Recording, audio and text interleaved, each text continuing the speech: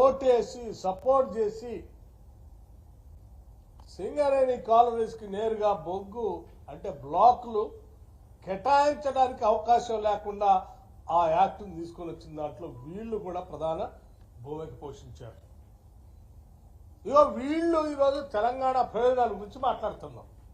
నిజంగా తెలంగాణ ప్రయోజనాల గురించి సింగరేణికి సంబంధించిన బొగ్గు బాయిల్ మనమే పొందాలని ఏమాత్రం ఆలోచన ఉన్నా అదే రోజు మీరు తెలంగాణకు సంబంధించిన పార్లమెంటు సభ్యులుగా ఆ యాక్ట్ని వ్యతిరేకించి మద్దతు ఇవ్వకుండా ఆ యాక్ట్ బిల్లు పాస్ కాకుండా చూసేవాడు.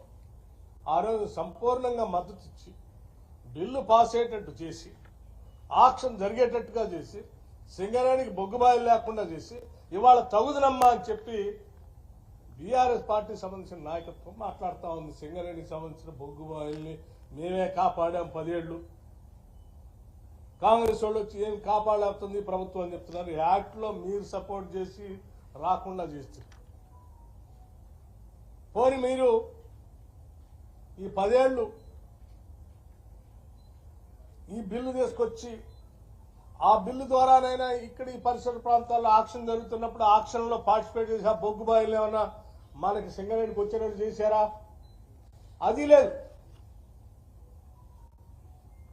అది లేదు. నేను చాలా స్పష్టంగా చెప్తున్నా, ఇది ఆధారాలతో సహా చెప్తున్నా, డేట్స్తో సహా. నేను ఇక్కడ జరిగేటువంటి ఆక్షన్ సంబంధించి సింగరేణి కాలనీస్ సరే యాక్ట్ వచ్చింది, భారత పార్లమెంటు చట్టం తీసుకొచ్చింది, బొగ్గు బాయిల్లో ఆక్షన్ పెడతా ఉంది. మరి ఎవరైనా తెలివైనోడు ఆక్షన్ పెడతా ఉంటే అది కూడా సింగరేణి పక్కన ఉన్నటువంటి బొగ్గు బాయిలు ఆక్షన్ పెడతా ఉంటే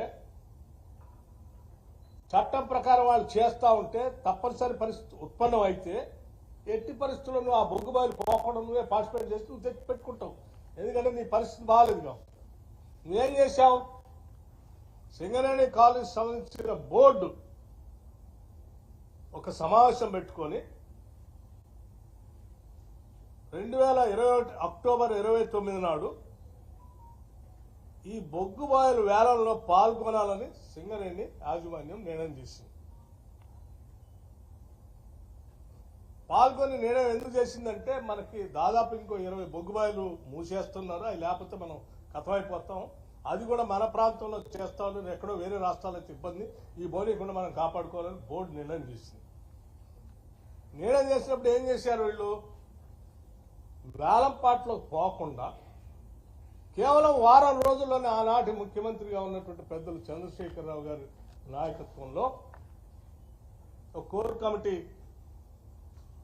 నవంబర్ 5న, ఇదేమో అక్టోబర్ 29న సింగరేణి బోర్డు నిర్ణయం చేసింది.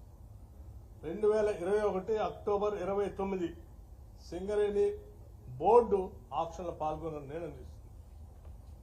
దానికి సంబంధించి కేవలం వారం రోజుల్లోనే 2021 నవంబర్ 5న కోర్ కమిటీ సమావేశమై గోదావరి వ్యాలీలోని బొగ్గు గనులను సింగరేణి తీసుకోవద్దు అని కేసీఆర్ ఆదేశాల మేరకు నిర్ణయం చేశారు. ఎందుకు చేశారయ్యా? ఎందుకు చేశారు అంటే ఈ పరిసర ప్రాంతాల్లో ఉన్నటువంటి బొగ్గు గనులు సంబంధించి ఉదాహరణ సత్తుపల్లిలో ఉన్నటువంటి సత్తుపల్లి 3, కోయగూడెం, ఈ 2 మంతేరే. ఈ 2 బొగ్గుబాయిలు వారికి సంబంధించిన స్నేహితులు పారిశ్రామికవేత్తలకి చెందేటట్టుగా ఉండటం కోసం సింగరేణి, ఎందుకంటే అత్యంత ఎలిజిబిలిటీ ఉన్నటువంటి కంపెనీ కదా ఇది, ఎక్స్పర్టైజ్ దీనికే ఉంది, ఫైనాన్షియల్ స్టెబిలిటీ స్ట్రెంత్ దీనికే ఉంది, మైనింగ్ ఎక్స్పర్టైజ్ దీనికే ఉంది. సింగరేణి పార్టిసిపేట్ చేస్తే వాళ్ళకి రాదని సింగరేణి పార్టిసిపేట్ చేయకుండా చేసి వారికి కావాల్సిన ఇరు కంపెనీలకు వచ్చేటట్టుగా ఒక పెద్ద కుట్ర జరిగింది. ఏంటే ఆ కంపెనీలు? ఒకసారి అందరూ తెలంగాణ ప్రజలంతా గమనించాలి.